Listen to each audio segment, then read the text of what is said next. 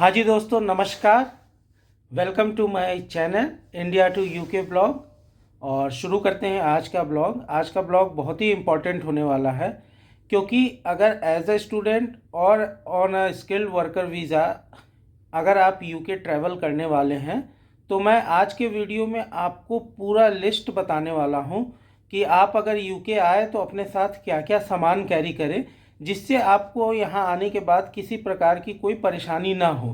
तो आप मेरा ये पूरा वीडियो देखें बिना स्किप किए, और इस वीडियो में मैं आपको पूरी जानकारी दूंगा। और एक पेन और पेपर लेके ज़रूर बैठें, हर चीज़ लिख लें, जिससे कि आप कुछ भी ना भूलें। और जब आप यहाँ आए तो आप आराम से स्मूथली यहाँ अपना शुरुआत कर सकें रहने का। तो देखते हैं आगे व्लॉग में क्या क्या मैं आपको बताने वाला हूँ, और स्टार्ट करते हैं आज का ब्लॉग।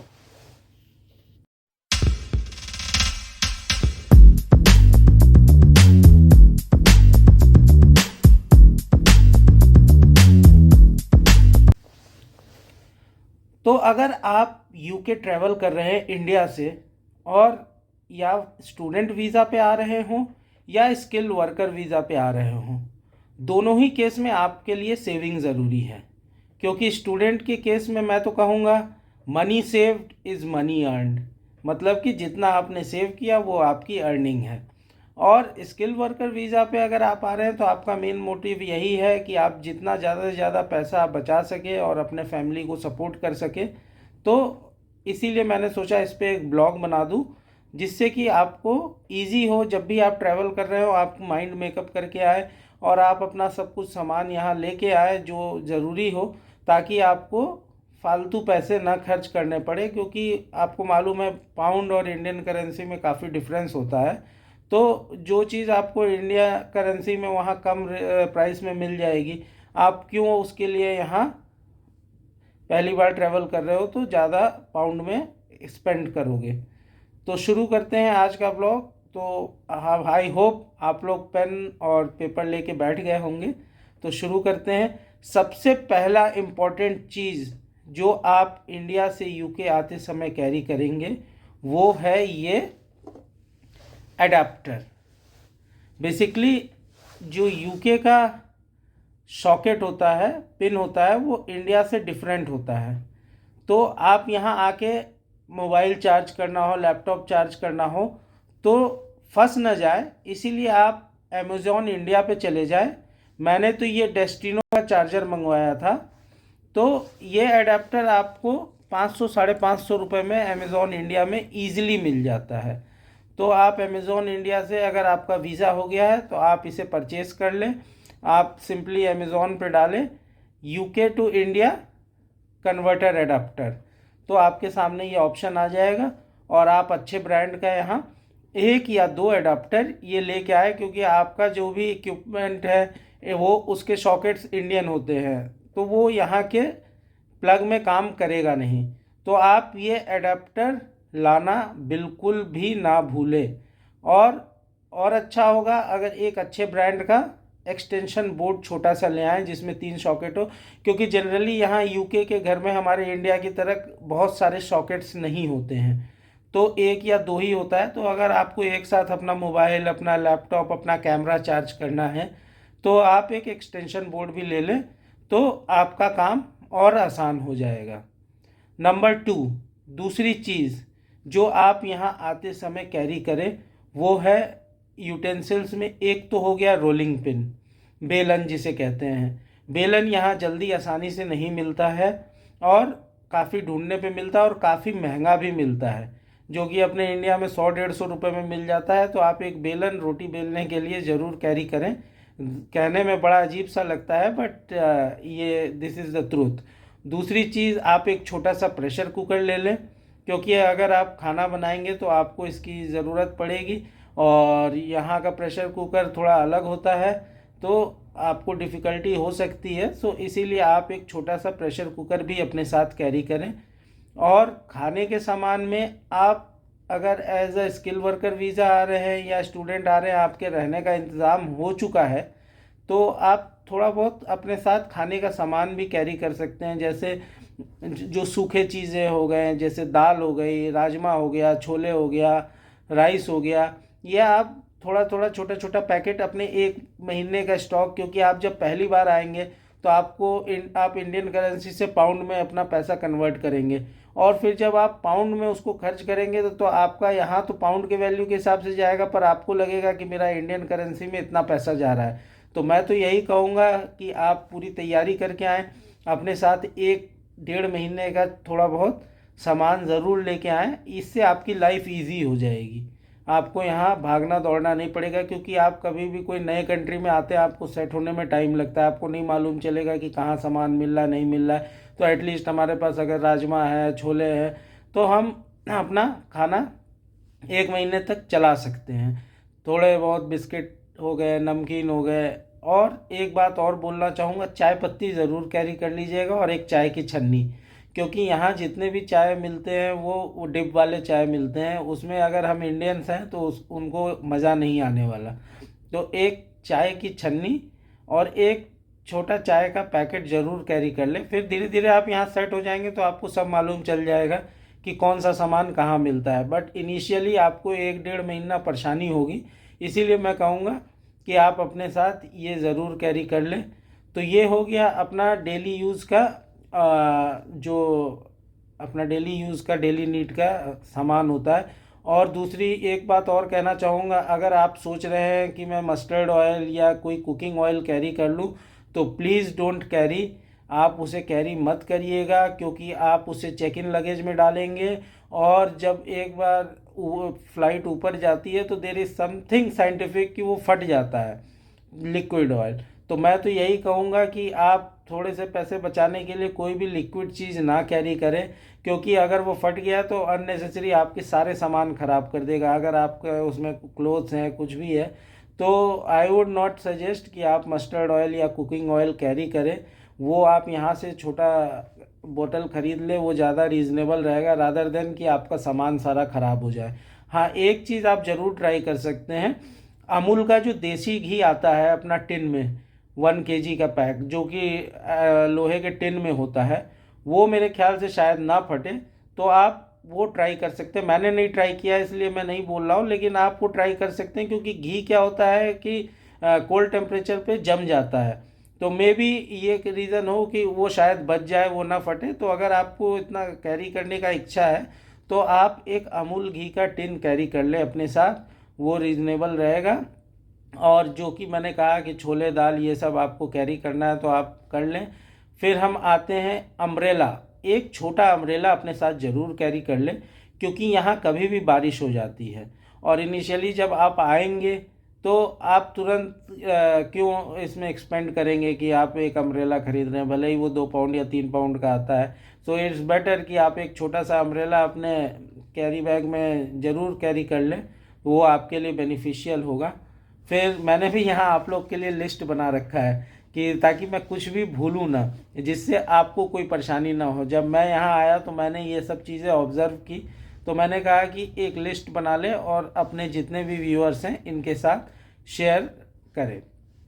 दूसरी चीज़ है कि आप जब यहाँ आएंगे तो आप एक अपने बैंक से ट्रैवल कार्ड बनवा लें, क्योंकि क्या होगा, जब आप इंडिया से यहाँ आ रहे हैं तो आप इतना कैश तो कैरी करेंगे नहीं, और बेसिकली यहाँ इजी रहता है, यहाँ हर कुछ ट्रांजैक्शन कार्ड से होता है। तो जनरली मेरे पास तो 2 बैंक का ट्रैवल कार्ड था, एक HDFC और एक ICICI बैंक का ट्रैवल कार्ड था। बट मेरे लिए मैंने ज़्यादा यूज़र फ्रेंडली ICICI बैंक का ट्रैवल कार्ड पाया, क्योंकि जब मेरा वीज़ा आ गया था तो मैं बैंक गया। आप इंडिया के किसी भी ब्रांच में जा सकते हैं और आप बोलिए कि मेरा वीज़ा आ गया, I need a travel card, तो वो आपको एक ट्रैवल कार्ड इशू कर देंगे, जो कि आपके पोस्टल एड्रेस पे विद इन अ वीक आ जाएगा। और सबसे benefit ICICI bank travel card का ये है कि they will give you 2 card in advance. तो बेसिकली आप आई मोबाइल से एक कार्ड को एक्टिवेट कर लें और दूसरे कार्ड को सेपरेट रख लें। बाय चांस कभी आपका वो कार्ड ख़राब हो जाए या फिर आपका वो कार्ड खो जाए, तो आप दूसरा कार्ड निकाल के उसको एक्टिवेट करके यूज़ कर सकते हैं। तो आपको परेशान होने की ज़रूरत नहीं है। This is the beauty of ICICI travel card which HDFC is lacking. मेरे हिसाब से, बट आप अपना चूज़ कर लें। तो उसमें आप क्या होगा कि आप इंडियन करेंसी को जो भी आप कंट्री में जा रहे हैं उस कंट्री के करेंसी में लोड कर ले, उस कार्ड को एक्टिवेट करवा लें। एक्टिवेट करवाना ना भूलें बिफोर ट्रैवलिंग, क्योंकि फिर यहाँ आने के बाद मुश्किल हो जाएगा। Once your card is activated, ये सब चीज़ें आप 1-2 दिन पहले कर लें अपने फ्लाइंग डे से। जिस भी दिन आपको उड़ना है उसके 1-2 दिन पहले ये सब वेल इन हैंड रेडी कर लें। तो ट्रैवल कार्ड आपका रेडी हो गया। सो इसके अलावा आप 50-100 पाउंड आप कैश में कन्वर्ट करवा के रख सकते हैं, क्योंकि मे भी कहीं हो सकता है कभी कार्ड ना काम करे या कुछ ना हो, तो आप 50-100 पाउंड छोटा अमाउंट आप कैश में कन्वर्ट करवा के रखवा लें।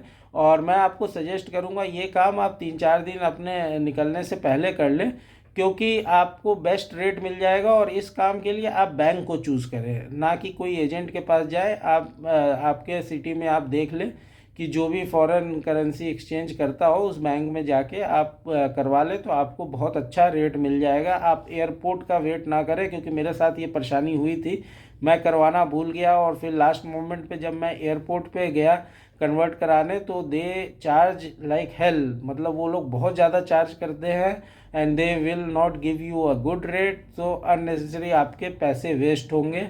तो जो गलती मैंने की है वो गलती आप लोग ना करें, आप लोग पहले से ही उसको कन्वर्ट करवा लें। और मैं कहूँगा अगर आपका रहने का इंतज़ाम यहाँ हो चुका है, अगर आप बाय द वे आपको कंपनी 1 महीने 2 महीने एकोमोडेशन प्रोवाइड कर रही है, या आप स्टूडेंट वीज़ा पे आ रहे हैं, आप हॉस्टल में रह रहे हैं, तो मेरे हिसाब से आप अगर यहाँ 250-300 पाउंड लेके आएँ तो आपका 1 महीना आराम से निकल जाएगा। इतना मुश्किल नहीं है। अगर आपका रहने का इंतज़ाम हो गया, थोड़ा बहुत आप खाने का सामान अपने साथ कैरी कर रहे हैं, तो this is more than enough. आप आराम से 1 महीना तो यहाँ निकाल सकते हैं। और ये आपके ऊपर डिपेंड करता है आप कैसा खर्च करते हैं। अगर आप इकोनॉमिकल चलते हैं तो आपका आराम से इतने पैसे में हो जाएगा 1 महीना, अगर आपका रहने का इंतज़ाम यहाँ हो गया है तो। बट दैट टोटली डिपेंड्स, अगर आपका कॉलेज या आपका वर्किंग वाला दूर है एरिया, तो अगर आपको ट्रांसपोर्टेशन यूज़ करना है then this is not including transportation, ये है आपका डेली यूज़। अगर आप इतने में आप आराम से चला लेंगे। फिर आती है बात क्लोथिंग पे। तो क्लोथिंग में आप अपना बैग ना भारी करें ज़्यादा, क्योंकि लिमिटेशंस होता है। आप 23 केजी के 2 ही बैगेज आप चेक इन बैग लगेज में डाल सकते हैं।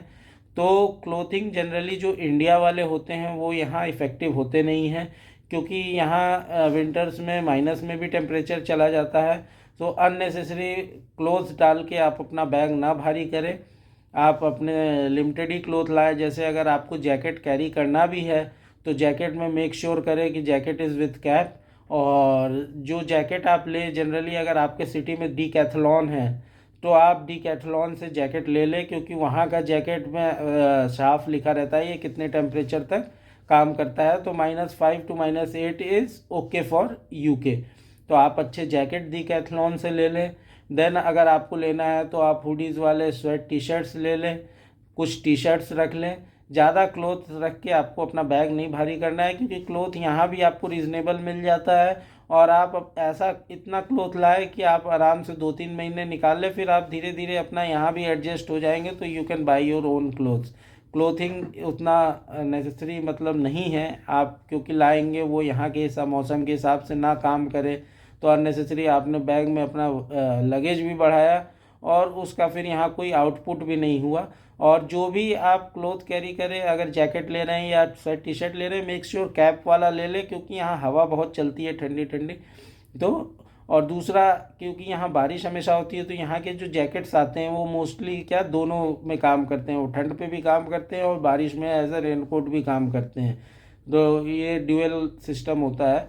तो इसीलिए आप क्लोथ अपने हिसाब से देख लें, जो नेसेसरी हो वही अपने बैग में डालें, जिससे कि अननेसेसरी बैग भारी ना हो। उसकी जगह आप और भी कुछ यूज़फुल चीज़ें रख सकते हैं।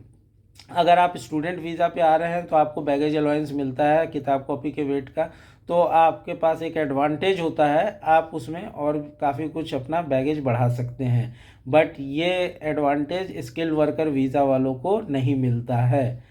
तो उसके बाद नेक्स्ट पे आते हैं। नेक्स्ट पे आप बेसिक मेडिसिन्स ज़रूर अपने साथ कैरी कर लें, क्योंकि यहाँ की मेडिसिन्स थोड़ी लाइट होती है और हमारे इंडियंस को थोड़ा मेडिसिन्स पे मतलब हार्ड दवाई चाहिए होती है। तो बेसिक मेडिसिन्स में जैसे पैरासीटामोल हो गया, फिर अपने कफ सिरप्स हो गए जो अच्छे इफ़ेक्टिव कफ सिरप्स होते हैं, क्योंकि यहाँ आप आएंगे इनिशियली आपके लिए वेदर चेंज होगा, तो थोड़ा बहुत हो सकता है आपको सर्दी खांसी का वो हो, तो इसीलिए जैसे पैरासीटामोल हो गया, कफ सिरप हो गया, पेन किलर्स हो गया, तो ये सब आप थोड़े बहुत मेडिसिन्स डॉक्टर्स के प्रिस्क्रिप्शन पे अपने साथ कैरी कर सकते हैं। बट फिर मैं इसमें भी सजेस्ट करूँगा कि ज़्यादा कुछ आप ना कैरी करें, बेसिक्स जो डेली यूज़ के होते हैं।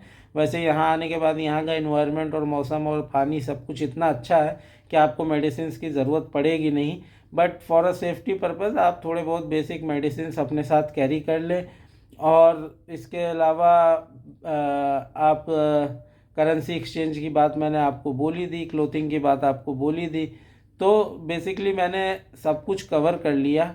और अगर मैं कुछ मिस किया हूँ तो आप ज़रूर मेरे को कमेंट सेक्शन में बताएं, जिससे कि मैं आपको रिप्लाई कर सकूं। और अगर कुछ और ज़्यादा जानकारी चाहिए हो तो आप ज़रूर प्लीज़ कमेंट सेक्शन में डालें, जिससे कि मैं उसके ऊपर एक नया व्लॉग बना सकूं। बट ये सब कुछ जो था वो थोड़ा बहुत बेसिक था, जो कि आप यूके आते समय ज़रूर कैरी करें अपने साथ, ना भूलें, ताकि आपको यहाँ आते ही तुरंत पैसे खर्च करने ना पड़ जाए। तो मैं यही चाहता हूँ कि जब आप दूसरे देश आ रहे हैं, आप यूके आ रहे हैं, तो आपका जितना ज़्यादा से ज़्यादा हो सके आपका पैसा सेव हो सके। और दूसरा, मैं आपसे माफ़ी चाहूँगा, लास्ट वीक मैंने कोई व्लॉग नहीं डाल पाया, क्योंकि एक्चुअली थोड़ी सी मेरी भी तबीयत ढीली हो गई थी। और जो कि मैं शेफ़ हूँ, तो थोड़ा ये न्यू ईयर और क्रिसमस का टाइम है, तो होटल भी बिज़ी हो जाता है, तो इसीलिए थोड़ा मैं उसमें भी बिज़ी हो गया था, इसलिए लास्ट वीक मैं कोई व्लॉग नहीं डाल पाया। और मुझे मालूम है आपको ये व्लॉग ज़रूर पसंद आया होगा, तो इसको ज़्यादा से ज़्यादा शेयर करें, ताकि ज़्यादा से ज़्यादा लोगों के पास ये इन्फॉर्मेशन पहुँचे। तो जो लोग यूके आ रहे हैं वो पहले से ही प्रिपेयर होके आए, और उनको किसी तरह की यहाँ आने पे परेशानी ना झेलनी पड़े। तो शेयर भी करें, सब्सक्राइब भी करें, और बेल के आइकन को भी ज़रूर प्रेस करें, जिससे मेरे आने वाले वीडियो के बारे में आपको नोटिफिकेशन मिलती रहे। So thank you from now, and I hope ये व्लॉग आपको पसंद आया होगा। मिलते हैं आपसे नेक्स्ट व्लॉग में।